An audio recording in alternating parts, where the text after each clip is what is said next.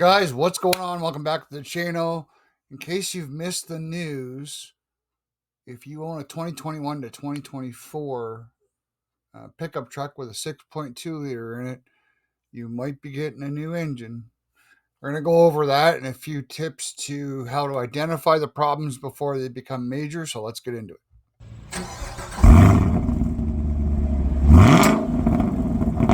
So looking back, GM has had problems with their V8 engines for years, all the way back into the GMT 900 platform, which come out in 07. And, you know, the lifters were a big problem in a lot of these trucks, and GM did their very best to distance themselves from said problem. And you can watch our video. We'll put a description. We'll put the link in the description about the oil consumption problems and all that. So help a guy out and stay here for now. But make sure you check out that video. It's a 2-part series. And, dozens and dozens and hundreds and thousands of people were complaining about the oil consumption. So none of this is new. Well, this is the latest problem where GM is probably known for some time, I would imagine, and tried to distance themselves and try to do small fixes where now they have to fix it. For the recall affects 2021 to 2024 GMC, Silverado, Cadillac, but doesn't affect the 19 and 20, which 19 would be the first year of that body style. I think it's the 13th, 14th gen. Help me out if you guys know. It doesn't affect the first 2 years, but it seems to affect the 2021 and up, and it does not include the 2025. And we'll get to the difference between why it's not a problem in the Camaro yet versus problems in the pickups. But all along, we're seeing problems now with the 3.6s becoming problems.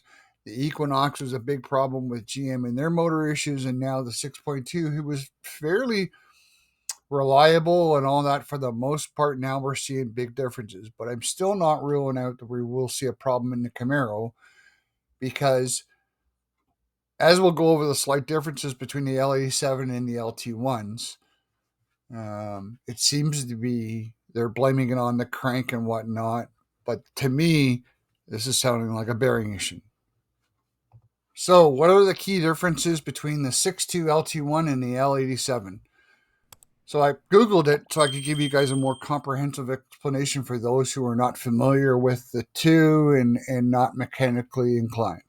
The LT1 engine, as we all know, is what's in the Camaro. On the 6th generation car, it's a higher performance engine found in sports cars and performance-oriented vehicles. The L86, L87 is a truck engine optimized for torque and pulling power. Some of the key differences: intake manifold. The intake manifold on the trucks are different than the cars.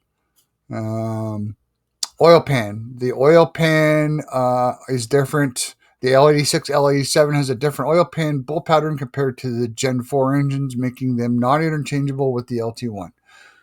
Here's the big thing: the crankshaft. The crankshaft on the LT1 and the L86, L87 are the same. They use forged steel crankshaft, but the LT4, which is a higher performance variant, which we all know, has forged pistons. So what we'll get into here next is what some of the main causes could be. So what are the main causes? For those who are not familiar with engines, there's usually one component we see when it comes to engine failure, and that's the bearings. So according to GM Authority, the issue stems from two potential defects in the L87 engine affecting the connecting rods and crankshaft. More specifically, the problems are linked to manufacturing flaws that may lead to rod bearing damage caused by the sediment on the corresponding, on the connecting rods and the crankshaft oil galleries, as well as issues related to crankshaft specs and finish. I'm not really buying the finish part, but I suppose.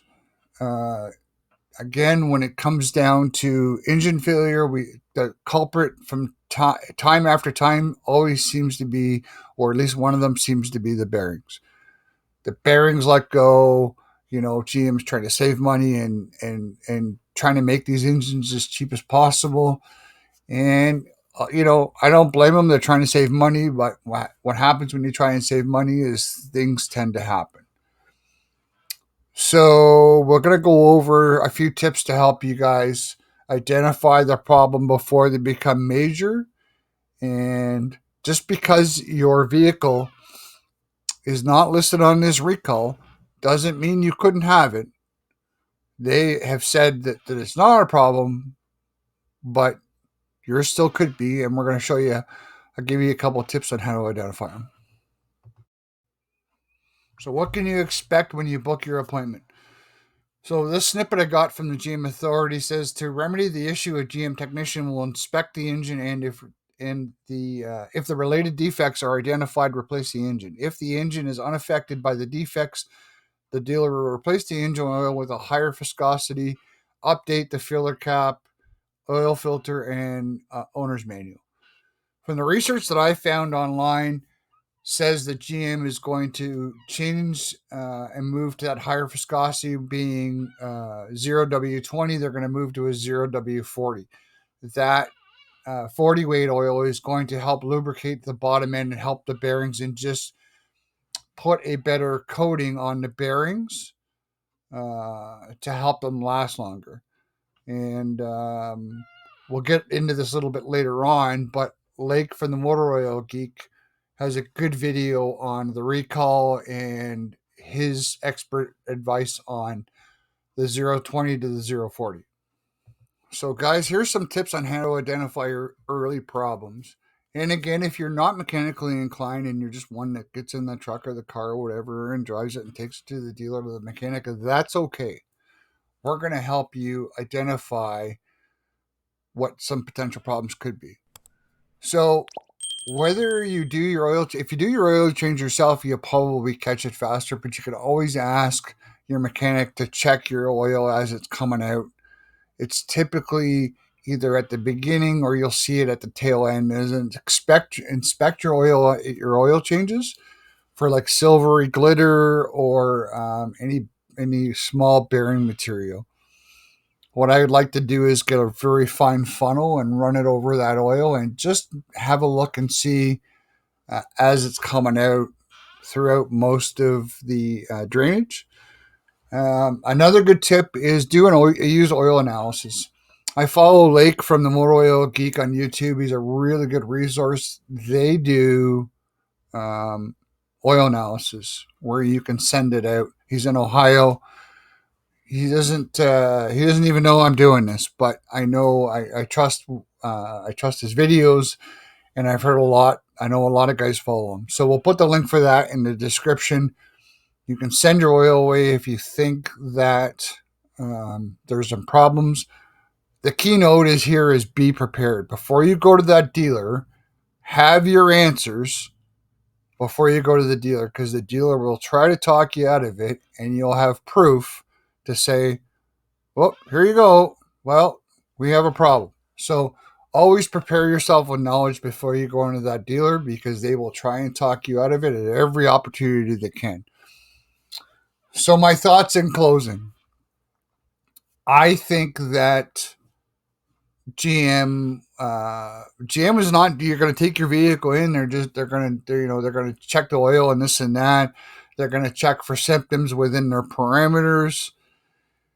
And I think if they can get away with replacing, a $9,000 motor or whatever they cost, I think they're going to. And that shouldn't surprise any of us. Okay.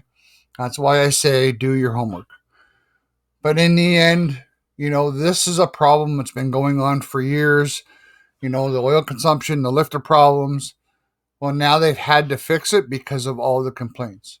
So do your homework early before you head to the dealer. Know what's going on, but don't wait for it to start rattling away. If you suspect that you're losing power or if it's sluggish, that's when you start to check. But it never hurts to do your homework prior to that and just check your oil. Send it out for an oil analysis. That oil analysis will tell you an awful lot about your engine's condition. Anyways, I hope you guys enjoyed this video. I hope it's helped. If you like our content, please make sure you like, share, and subscribe. And we will see you guys soon.